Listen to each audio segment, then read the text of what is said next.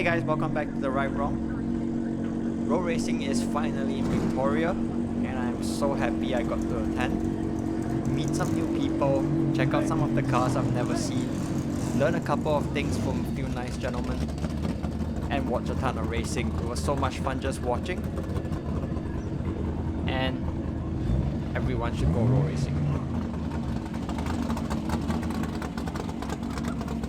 Lance, that took over the ownership of Heathcote Park Raceway, has been making a ton of upgrades to Heathcote Park. Better prep, constant renovations, better facilities.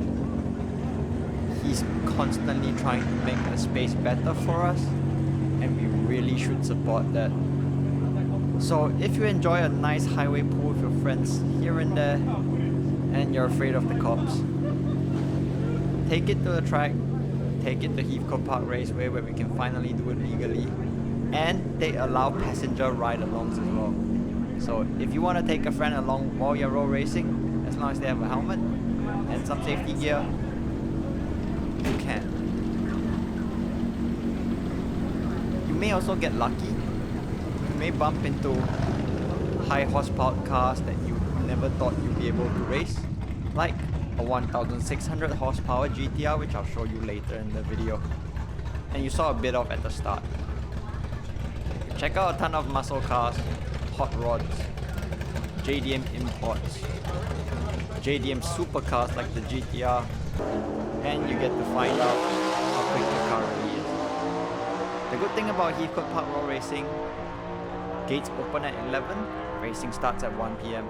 So since it's on a Saturday, if you want to sleep in, you still can.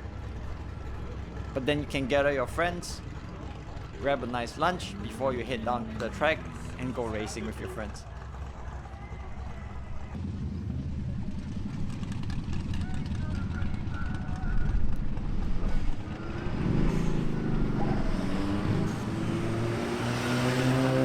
It doesn't matter if you have a slow car, a fast car, any kind of car.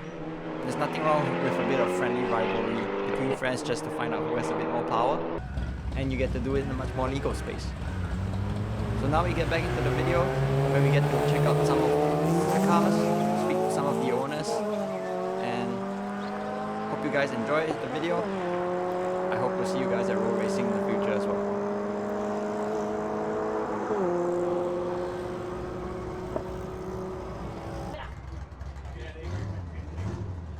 As I was talking about friendly owners, I met this gentleman, Ian, and his 1928 Model T Ford. He was so passionate about the car and so willing to share about the car that I really enjoyed chatting with him, and hope you guys will too. Instead of me talking about the car, I'll let him tell you more. What it is, it's a genuine 1928 Ford. Yep. So we had a 4-cylinder motor in it originally. I've had it for just on 19 years. Mm-hmm. I didn't build everything myself, but the motor is a Chevy, small block Chevy motor. Mm-hmm. And the reason I have a Chevy motor in there rather than a Ford or a big block is because the engine sticks out here, and then you've got the exhaust. So majority of hot rods have got a Chevy motor in them. Mm-hmm. I'll say the majority, but a lot of them have Ford motors also. Mm-hmm. And that puts out about 150 horsepower, the standard motor. Mm-hmm. This here is a 671 supercharger. Mm-hmm. It puts out 3 times the amount of horsepower originally. So it's about 650 horsepower 650 with the supercharger. Yep. It runs on E85 gas, Yep. petrol, Yep. E85. And the reason that is, it keeps the engine a lot cooler, because this is a heat source. Although it's a supercharger winds and it actually sucks the air through here. Yep. And the petrol, the 2 carburetors here, pushes it down into there, and it forces, so it's air forced in down there.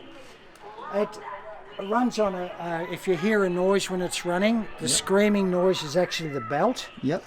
The belt is, I can get a lot more horsepower out of it, but because I run it on the street, it's street registered. Yep. No problems whatsoever there. And I've only ever been pulled up by the police once, and I only wanted to have a look at because one of the policemen his wife had a hot rod as well. Oh, okay. So in all those years, obviously the police have seen it and gone past me. They either go, good on you, mate, or they don't want to know me. Yeah. So that's one good thing. It's got a strengthened chassis in there. They call it a boxed chassis. Yep. So the U-shape channel that holds the motor, that's actually a box. Yep. So there's 4 squares. And it runs all the way back. Yep. And it's all strengthened underneath. And it's got a 9-inch Ford diff at the back. Yep. With Strange gears. That's the brand, Strange gears, heavy duty. Yep. Because all the power that it delivers out the back, it'll wheel spin at 80 miles an hour. So with these tyres on, Yep. it's not the best. I normally run drag slicks, Yep. but today it's a radial competition, so you're not allowed to have drag slicks on today. At the rear end, I don't know if you've seen underneath, it's got about $40,000 worth of back end and front end on it. And McDonald Brothers down in Melbourne, they're the ones that sort of sponsor me a lot. Yep. And they tune it a bit, although we all help one another. So if it's out of tune, I'll get Noel that owns a black T-model down there. But otherwise, it's got the original headlights.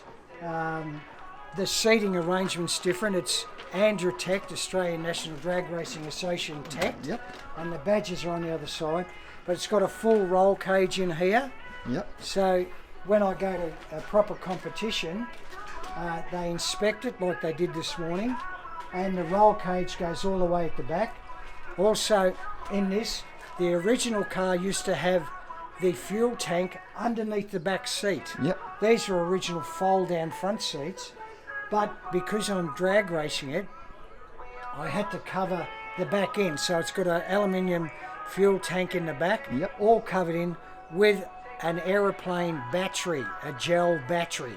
Oh. So the gel battery is, like in every car's got to have a battery, is this one, if the car gets into trouble and tips upside down, it's just jelly in there. It won't give out liquid and acid. So basically, I just start her up and away we go. So nice. I hope that's helped you. But it is a genuine 1921. 1928. Sorry, Knowles is a 21. 28 body on it, which is very rare. And I get this all the time. Mate, what are you doing with that car? It's too good to drag race. Oh well. I have fun.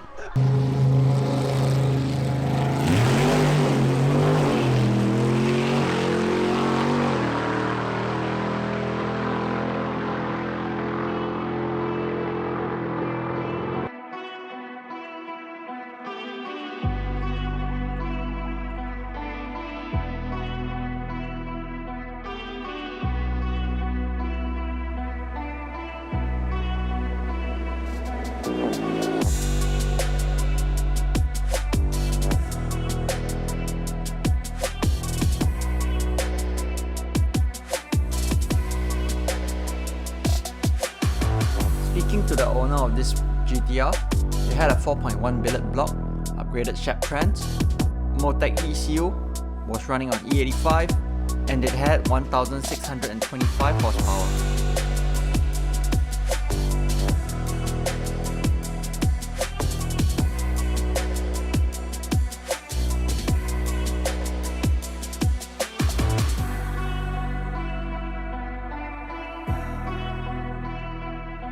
As you see from the speed at the end of a quarter mile, it was easily the fastest car out on the day.